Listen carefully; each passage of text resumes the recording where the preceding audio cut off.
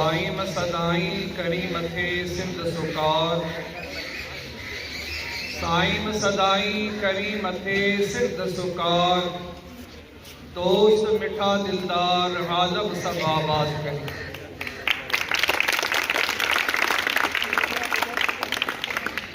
मौजी सिंध मौजी सिंध। अॼु कहिड़ो ॾियारो मल्हायूं पिया? सिंध जो छाजो? टोपी अजरक छा आहे? हाणे अचूं था इन शइ ते, सकाफ़त छा आहे? तव्हां मीडिया ते इहा शइ बि ॿुधंदा हूंदव या ॾिसंदा हूंदव सोशल मीडिया ते। कल्चर डे, कल्चर डे चयो वेंदो आहे।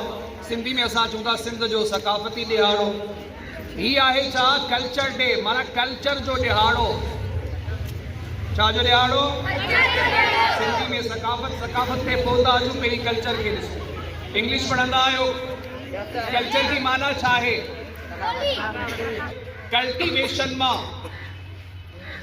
कल्टीवेशन जी माना हूंदी आहे ज़मीन खे खेड़ण, हर हलाइण, पोखण। इन्ही मां ई वरितल आहे लफ़्ज़ कल्चर जो। वरी अचूं था सकाफ़त जी तरफ़। लफ़्ज़ सकाफ़त अरबी ॿोली जो लफ़्ज़ आहे। कहिड़ी ॿोली जो? अञा ज़ोर सां। अरबी ॿोली जो लफ़्ज़ आहे। अरबी ॿोली में सकाफ़त जो लफ़्ज़ वरितल आहे सक़फ़ुन खां।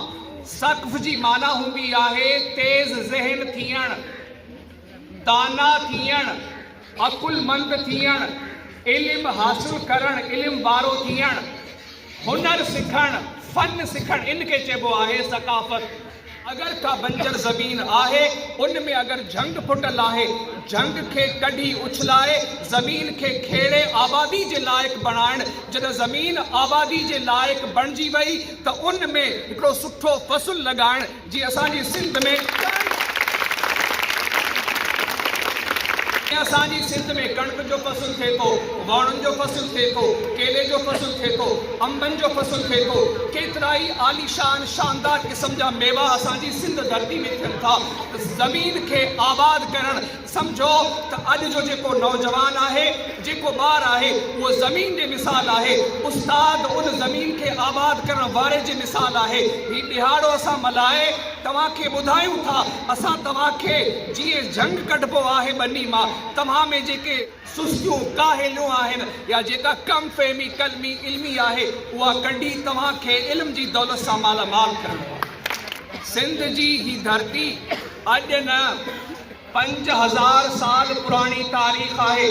इनखे सॼी दुनिया तस्लीम कयो आहे त सिंध जा माण्हू 5000 साल पहिरीं बि हुनरमंद हुआ, 5000 साल पहिरीं बि दाना हुआ, 5000 साल पहिरीं बि दानिश्वर हुआ, 5000 साल पहिरीं बि उन्हनि जी सकाफ़त अज़ीम सकाफ़त हुई, उन्हनि जी तहज़ीब अज़ीम तहज़ीब हुई। एतिरी त अज़ीम तहज़ीब हुई, एतिरी त अज़ीम तहज़ीब हुई जो उन्हनि दुनिया खे तहज़ीब सेखारी। तरक़ी जेका हिन वक़्तु थी आहे, उनजो बुनियाद विझण वारा सिंध जा माण्हू हुआ। दड़े मां ई फीथे जा आसार मिलिया, जंहिंमां अॼुकल्ह टायर ठहे थो, ट्यूबलेस टायर। पोइ तरक़ी थींदी वई, हवाई जहाज़ में बि टायर जो इस्तेमालु थिए थो। इहे सभु तरक़ियूं सम्झो त इहो बुनियाद मोहन जे दड़े में पियो हो। यादि रखण वारा केरु? सिंधू दरिया जे किनारे वसंदड़ आबाद सिंध जा सिंधी हुआ। ही जेका अजरक असांखे पातल आहे, असां दुनिया खे इहो ॾेखारियूं था त इहो हुनर असां अॼु कोन्हे सिखिया। 5000 साल पहिरीं मोइन जे दड़े मां जेका मूर्ति निकिती हुई, जंहिं पुरोहित जी या जंहिं पंडित जी या जंहिं कंहिं दाना माण्हू जी मूर्ति निकिती हुई, उनजे जिस्म ते बि ही अजरक ओढ़ियल आहे अजरक। ऐं अगरि असां इस्लामी पॉइंट ऑफ व्यू सां ॾिसूं त मखदूम मोहम्मद हाशिम ठट्टवी रहमतुल्लाह अलैह एतिरे ते ई फरमायो आहे त नबी करीम सल्लल्लाहु अलैहि वसल्लम जेका यमनी चादर इस्तेमालु फरमाईंदा हुआ, उहा यमनी चादर सिंध जा वापारी यमन में वञी विकिणंदा हुआ, उतां अरब वठंदा हुआ। अल्लाह जे हबीब वटि उहा चादर आई, नबी करीम सल्लल्लाहु अलैहि वसल्लम उहा अजरक इस्तेमालु फरमाईंदा हुआ।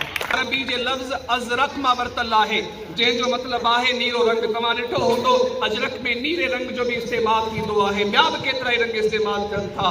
त मुंहिंजा दोस्तो, मुंहिंजा प्यारा शागिर्द साथियो, असांखे सिखणो इहो आहे त असांजी क़ौम 5000 साल पहिरीं हुनरमंद हुई, साहिब इल्म हुई। असां पोइ हिते छो आहियूं? हिते रहियासीं त मिटिजी वेंदासीं। ही ॾिहाड़ो मल्हाए असां इहो अहद था कयूं, इहो वचन था कयूं त जीअं असांजा वॾड़ा हुनरमंद हुआ असां बि हुनरमंद थींदासीं। जीअं वॾड़ा असांजा साहिब इल्म हुआ जिन दुनिया खे इल्मु विरहायो।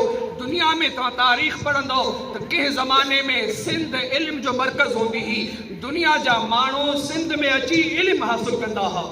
थधी थधी कार कान्हे वेल वेहण जी। सिंध जे माण्हू खे थो चवे त सिंधी सुस्त न थी, तती माना केॾी बि गर्मी हुजे, थधी केतिरी बि थधि हुजे, तती थधी काहे कान्हे वेल वेहण जी, मता थई हूंदा पेर न लही फिरी। सिंध में इल्मु हासिलु करण खां कतरायूं था।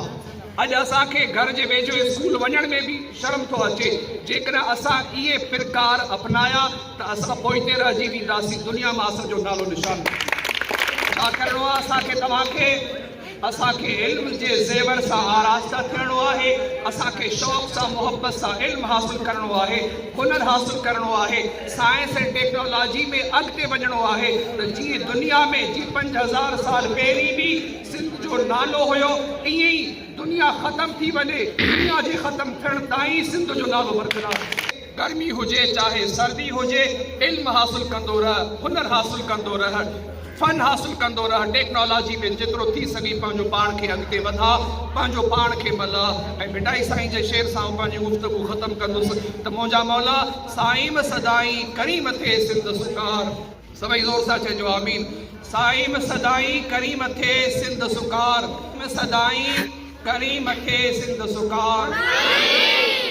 दोस्त मिठा दिलदार आलम सब आबाद।